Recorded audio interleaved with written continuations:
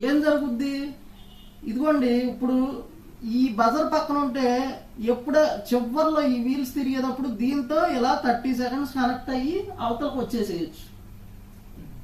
Buzzer పక్కనే face ఉంటే ఇది విడిగా 30 సెకండ్స్ చివర్లో ఆ బజర్ వీల్ అనే పాయింట్ దాన్ని కాండక్ట్ చేయడానికి చివర లాస్ట్ లో ఒక చిన్న గేర్ వెళ్ళే ఉంటది, అది దీన్ని ఇలా ఆనిద్ది అనమాట ఆ చివరకు వచ్చాక టైమర్. అందుకని ఇక్కడ సప్లై ఉంటే ఈజీ కదా దీన్ని ముట్టుకోవడం.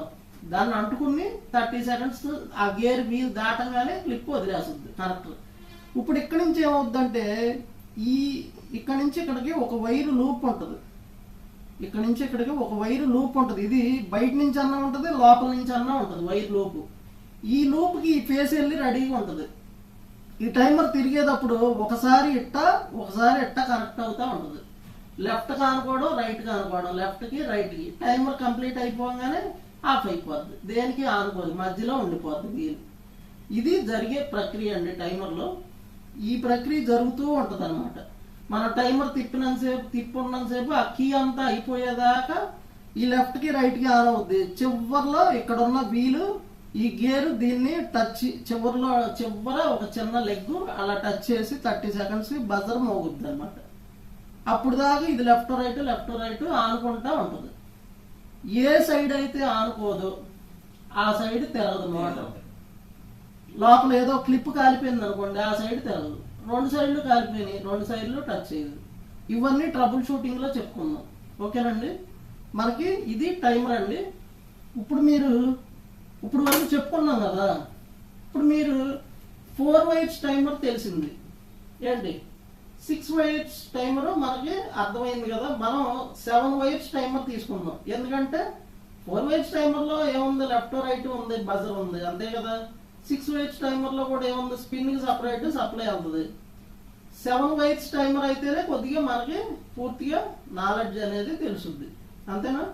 మనం ఇప్పుడు 7 వైర్స్ టైమర్ తీసుకుంటే మనకు అసలు ఈ వైర్లు 4 వైర్స్ టైమర్ గా, దాన్ని 4 వైర్స్ టైమర్ గా ఎలా మార్చాలి ఏంటి, దాన్ని 8 వైర్స్ కింద ఉన్న 7 వైర్స్ ని 8 వైర్స్ కింద ఎలా కన్వర్ట్ చేయాలి, దాన్ని 6 వైర్స్ టైమర్ గా కన్వర్ట్ చేయగలమా లేదా అంటే ముందుకి వెనక్కి మనం ఇప్పుడు చూద్దాం సెమీలో. అర్థమైందండి. ఇప్పుడు ఇది లెఫ్ట్ కే ఇవ్వాలి, రైట్ కే ఇవ్వాలి, బజర్ అక్కడికే వస్తుంది మనకి ఎలా తెలుస్తుంది? మనకి చెప్పేగా 80% వచ్చింది అని చెప్పే కదా. ఇప్పుడు ర్యాక్ కటింగ్ చేసేసారా అన్నారు కదా సార్. అవును, అప్పుడు మనం అదే మనం మీటర్ అనేది అదే కదా, మీటర్ మీదే తెలుసుద్ది, విడిగా మనకేమి తెలియదు. మీటర్ మీదే తెలుసుద్ది, మనకు విడిగా అనేది మనకు తెలియదు అనమాట.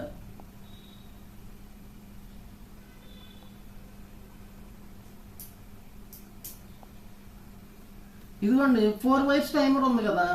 ఈ 4 వైర్స్ టైమర్ లో మనం చూడండి, ఇదిగోండి ఇక్కడ ఈ లూప్ అనేది ఇక్కడికి వెళ్ళింది చూసారా, yellow wire loop. Yellow wire ఇక్కడ నుంచి లూప్ వెళ్ళింది అంటే ఏంటి, ఇక్కడ బ్లాక్ వైర్ అనేది phase supply, black wire phase supply.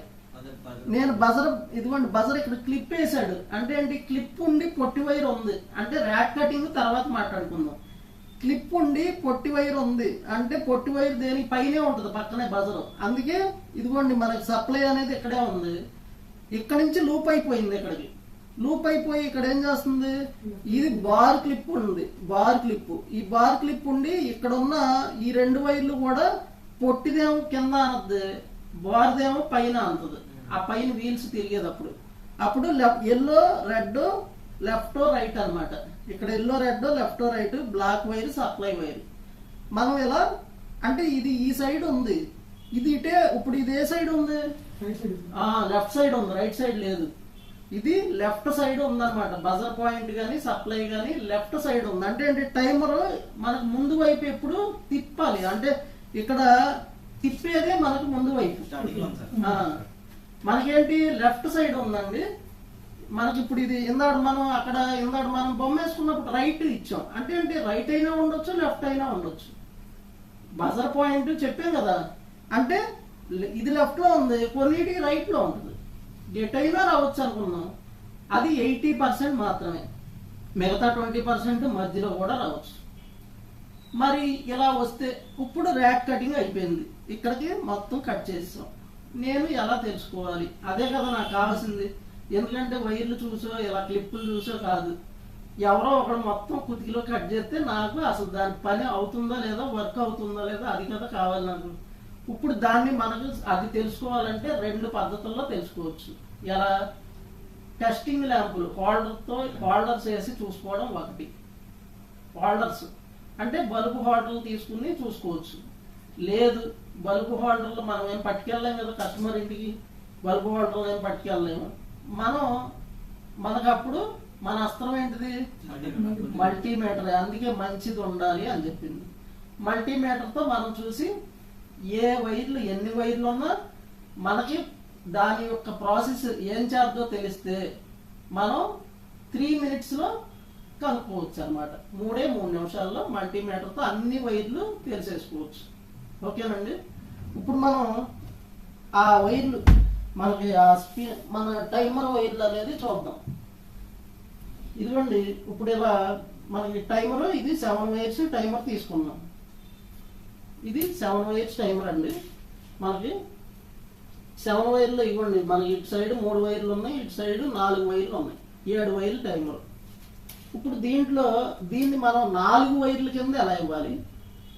6 వైర్ల కింద అంటే నేను ఇది 7 వైర్లు ఉన్నాయి కాబట్టి దీన్ని నేను 4 వైర్స్ టైమర్గా వేయాలి, 6 వైర్స్ టైమర్గా వేయగలనా లేదా?